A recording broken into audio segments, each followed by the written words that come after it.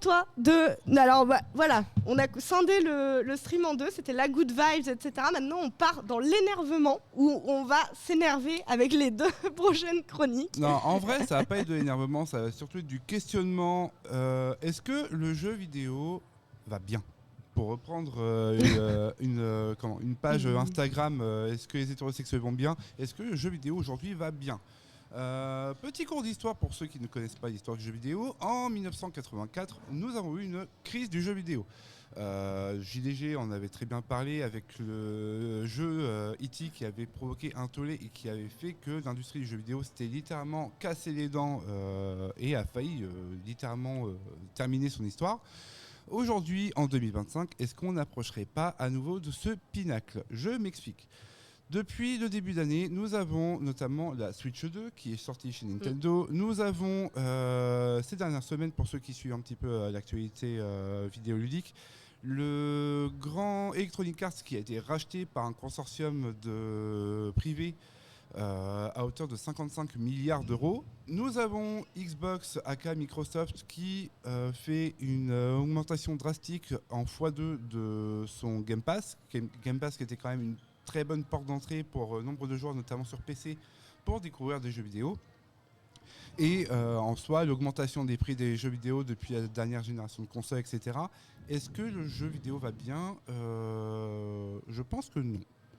Je pense que non, et ça va faire des émules dans le sens où le jeu vidéo actuellement, au même titre que le cinéma ou que la musique, c'est un exutoire, c'est quelque chose qui permet aux gens aujourd'hui de s'aérer un petit peu les neurones avec une ambiance morose, et je ne citerai pas la situation actuelle dans laquelle nous sommes. Tu parles de la situation politique là. Non, pas du tout. On digresse.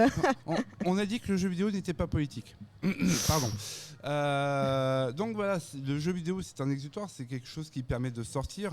Je citerai notamment dans les bonnes surprises Expédition 33 Clair Obscur qui a été un banger cette année et qui aura le Game Award, je le dis tout de suite. Mais toujours est-il que pour reprendre Clair Obscur qui s'est vendu à de tête 45 ou 55 euros sur console et PC. Là, on a eu Silksong qui est sorti, pareil, 20 euros, prix fixe par les développeurs, ce qui sont de véritables aliens dans le parc vidéoludique actuellement. Et à côté, on a des jeux qui sont à 90 euros sur les dernières Xbox et PS.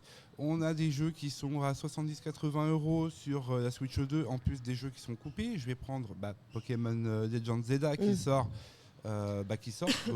aujourd'hui, si je ne dis pas de bêtises, et qui est déjà coupé avec un DLC à 30 ou 40 balles, ce qui est honteux pour en plus le contenu qu'il propose. Donc voilà, c'est effectivement un petit peu mon coup de gueule, mais aussi mon idée de débat. Donc je laisserai le soin en commentaire sur YouTube ou dans le chat si vous le voulez.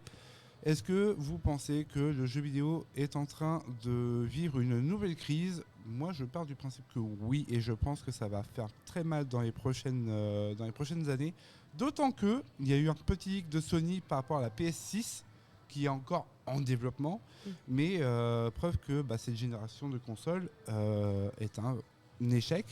Quand on voit la bibliothèque ludique des consoles, quand on voit l'état des ventes des consoles qui est en berne, je pense que là on est sur une crise qu'il va falloir qu'il soit réglée rapidement. Et puis c'est surtout que c'est une crise à tous les niveaux, c'est une crise sur console, PC, sur tous les supports et le support technique, j'ai envie de dire, et c'est aussi le support de l'achat du jeu où c'est de pire en pire et ça devient n'importe quoi.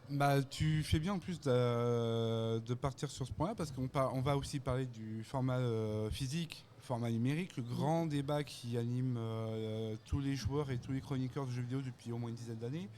Par rapport au prix du numérique qui était censé justement être moins cher, qui était censé être un coût inférieur au format physique et qui au final se retrouve exactement au même prix pour le consommateur et qui paye pour un contenu dont il n'est même pas propriétaire. Alors, on n'est jamais propriétaire des jeux, mais le support physique permet d'avoir une petite garantie, même si aujourd'hui encore c'est assez discutable. Je repars de la Switch 2 bien entendu avec ces clés physiques qui sont une aberration pour moi. Ah oui. Ah oui, bah je sais pas si tu en as entendu parler de cette histoire. Moi j'ai plus là je suis plus prête à débattre sur le rachat EA, tu vois. En plus en tant que grande joueuse de Sims depuis que j'ai 5 ans, tu vois. Ça m'a piqué en plein cœur comme on dit. Tu vois. Mais c'est pas au cœur que ça va te piquer, c'est au porte-monnaie parce que concrètement qu'est-ce qui va se passer selon moi. Alors là ça n'engage que moi là-dessus, le rachat d'EA pour cet exemple, qu'est-ce que ça va entraîner? Pas des pay to win, mais des contenus payants qui vont être encore plus présents. Des prix pour ces DLC qui vont être encore plus abusés. C'est ce que j'allais dire. J'allais dire c'est déjà élevé et c'est déjà très présent. Je crois que c'est entre 10 et 30 euros les extensions. Donc là, à mon avis, il va falloir qu'on monte. En fait, c'est que, pour parler des Sims, parce que c'est le truc on va dire où je suis le plus calé, c'est qu'il y a des mini-packs. Il y a des gigapacks.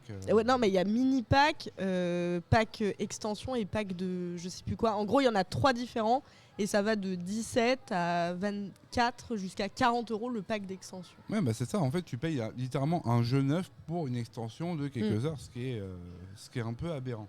Donc voilà, n'hésitez pas à poser vos questions sur YouTube, à réagir bien évidemment en commentaire. Dans les reels, ceux qui seront préparés également. Exactement, je me ferai un plaisir personnel de vous répondre avec mon compte privé. Exactement, de toute manière, il n'y a pas de souci. Mais voilà, donc est-ce que le jeu vidéo va bien? Non. Bien, merci beaucoup pour cette réflexion. Encore une fois, on fait un petit changement de plateau pour arriver sur la claque de Caro. Et à la semaine prochaine, Julien, pour j'espère un nouveau coup de gueule. Ça marche.